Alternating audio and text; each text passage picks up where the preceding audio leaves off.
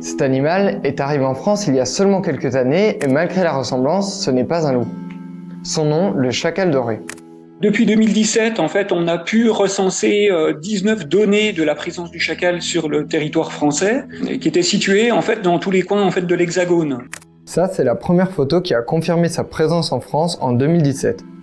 Comme ses photos de l'année suivante, elle a été prise en Haute-Savoie par la Fédération départementale des chasseurs dans le cadre du suivi des grands prédateurs. Depuis, voici les 5 autres départements dans lesquels sa présence a été confirmée pour la première fois. Quand j'ai découvert son arrivée, je me suis posé plein de questions. Est-ce que vous pouvez nous le présenter? Il a quoi de particulier?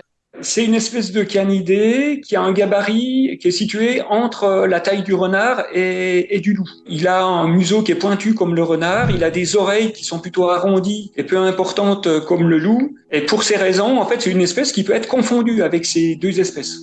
Le chacal doré tire son nom de la couleur de son pelage.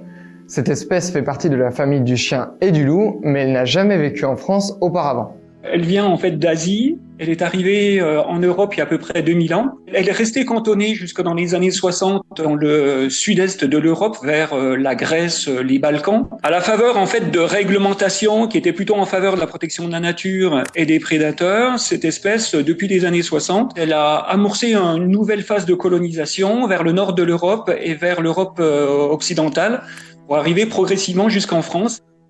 Contrairement aux espèces exotiques envahissantes introduites par l'homme, l'arrivée du chacal doré est donc due à un long processus naturel. En France, en fait, c'est une espèce qui ne peut être ni chassée ni piégée.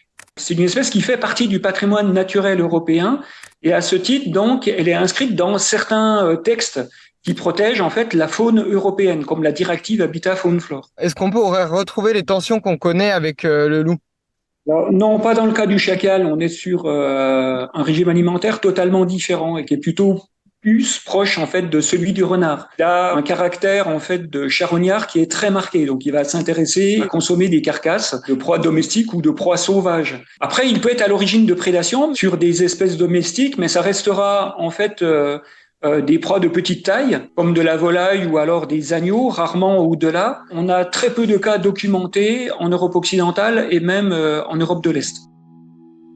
Si le chacal doré a réussi à s'étendre à d'autres régions, c'est notamment grâce à sa grande capacité d'adaptation, qu'il s'agisse de son alimentation ou des endroits dans lesquels il peut vivre.